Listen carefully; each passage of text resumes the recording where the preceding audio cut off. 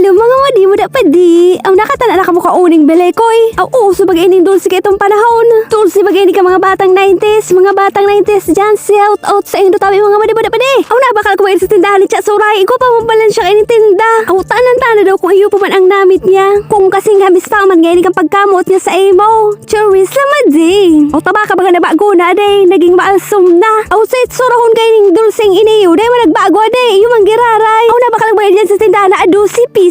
Ang marisa na ta kaya pa manikang bulsa day. Taros na to yung mga tios na tao day. Ta-afford ang mga tublero na na day. Aw gibo pala ni Niyos mapulot na bagas mo na asokar. Aw base pa sa kuyang panla sa mga B.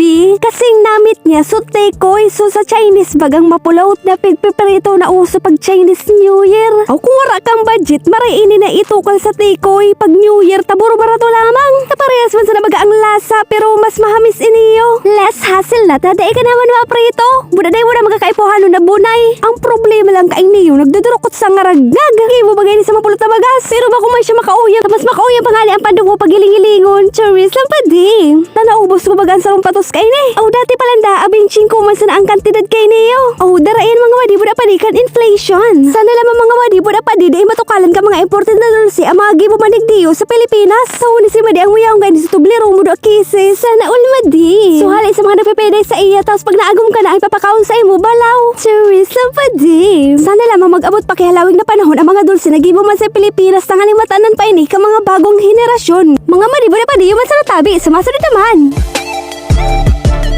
Thank you for watching.